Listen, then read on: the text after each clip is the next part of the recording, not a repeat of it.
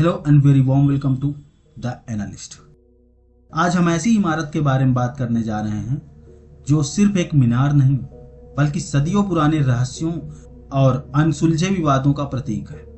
दिल्ली के दिल में खड़ी अपनी भव्यता और ऐतिहासिक महत्व के लिए जाने जाने वाली कुतुब मीनार। क्या आप जानते हैं इसकी नींव से लेकर इसके नाम तक हर कदम पर विवादों का साया रहा है।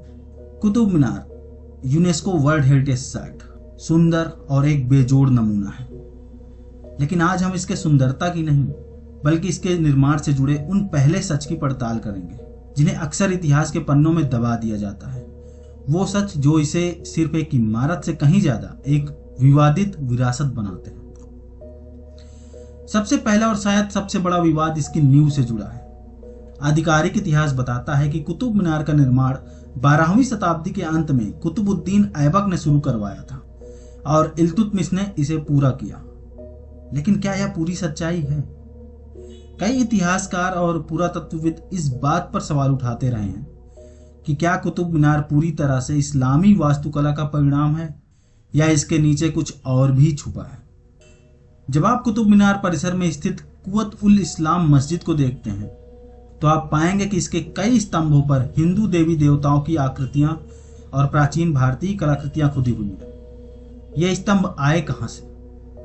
क्या ये सचमुच पुराने मंदिरों को तोड़कर बनाए गए हैं? इतिहासकार बताते हैं कि यह मस्जिद और संभवतः कुतुब मीनार का निचला हिस्सा भी 27 जैन और हिंदू मंदिरों के अवशेषों से निर्मित है, जिन्हें मुहम्मद गौरी के आदेश पर ध्वस्त कर दिया गया था। क्या यह सिर्फ एक संयोग है कि इतने सारे मंदिर उसी स्थान पर थे जहां बाद में यह परिसर बना, या यह एक जानबूझकर की गई कार्रवाई थी ताकि एक नई पहचान स्थापित की जा सके? इस बात का प्रमाण खुद मस्जिद के शिलालेखों से मिलता है, जहां स्पष्ट रूप से लिखा है कि इसका निर्माण 27 मूर्तियों वाले मंदिरों को तोड़कर किया गया था। यह सिर्फ एक दावा नहीं बल्कि एक ऐतिहासिक दस्तावेज है। यह सवाल उठाता है कि क्या कुतुब मीनार, जिसे अक्सर इस्लामी विजय का प्रतीक माना जाता है, वास्तव में एक विनाश के ऊपर बनी हुई एक रचना है। दूसरा बड़ा विवाद इसके नाम को लेकर है। क्या यह वास्तव में कुतुबुद्दीन ऐबक के नाम पर कुतुब मीनार है या इसका कोई और प्राचीन नाम था? कुछ शोधकर्ता और समूह यह दावा करते हैं कि यह इमारत मूल रूप से विष्णु स्तंभ या सूर्य स्तंभ थी, जिसे गुप्त काल या उससे पहले बनाया गया था। पर इन दावों के पीछे तर्क क्या है? उनके अकॉर्डिंग कुतुब मीनार की कुछ विशिष्ट स्थापत्य विशेषताएं, जैसे इसके शुरुआती चरणों की नक्काशी और कुछ आंतरिक संरचनाएं, इस्लामिक शैली से मेल नहीं खाती हैं। वे लौह स्तंभ का भी हवाला देते हैं जो इसी परिसर में है और यह स्पष्ट रूप से एक हिंदू शासक द्वारा निर्मित है। यदि एक हिंदू राजा का स्तंभ वहीं खड़ा है तो क्या यह संभव नहीं कि परिसर में एक और हिंदू संरचना हो? हालांकि कुछ सिद्धांतों के अनुसार यह एक प्राचीन खगोलीय वेधशाला थी जिसका उपयोग सूर्य की गति और खगोलीय पिंडों का अध्ययन करने के लिए किया जाता था। कुतुब शब्द के कई अर्थ हो सकते हैं, जिनमें से एक ध्रुव या अक्ष भी है जो खगोल विज्ञान से जुड़ा है। क्या यह सिर्फ एक संयोग है या इसमें कोई गहरा अर्थ छुपा है? इन दावों को लेकर इतिहासकार में भी मतभेद है।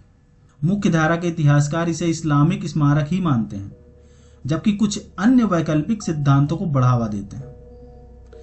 यह एक ऐसा विषय है जहां तथ्यात्मक प्रमाण और व्याख्याएं अक्सर आपस में टकराती हैं। हाल के वर्षों में इस विवाद ने कानूनी मोड़ भी ले लिया है। कई याचिकाएं दायर की गई हैं जिनमें यह दावा किया गया है कि कुतुब मीनार परिसर में हिंदू और जैन देवताओं की मूर्तियों की पूजा करने का अधिकार दिया जाना चाहिए। ये याचिकाएं इस पूरे मुद्दे को और भी जटिल बना देती हैं। तो आखिर कुतुब मीनार का पहला सच क्या है? क्या यह सिर्फ एक विजेता की निशानी है या यह एक ऐसी इमारत है जिसके अंदर कई सभ्यताओं और संस्कृतियों की परतें दबी हुई हैं? यह हमें सोचने पर मजबूर करता है कि हम अपने इतिहास को कैसे देखते हैं। क्या हम सिर्फ आधिकारिक कथाओं को स्वीकार करते हैं या हम हर सिक्के के दोनों पहलू को देखने का प्रयास करते हैं? क्या हमें अपनी ऐतिहासिक इमारतों को केवल उनके निर्मित रूप में देखना चाहिए, या हमें उनके पीछे के राजनीतिक, सामाजिक और सांस्कृतिक संदर्भों को भी समझना चाहिए? क्या किसी भी विरासत को पूरी तरह से किसी एक संस्कृति से जोड़ना न्याय संगत है, और तब जब उसके निर्माण में कई सांस्कृतिक परतें निहित हों? कुतुब मीनार आज भी खड़ी है, अपनी कहानी कहते हुए, लेकिन साथ ही नए सवाल भी पूछती हुई। यह हमें याद दिलाती है कि इतिहास कभी सीधा नहीं होता, इसमें हमेशा परतें होती हैं जिन्हें समझने के लिए गहरी खुदाई और खुले दिमाग की आवश्यकता होती है।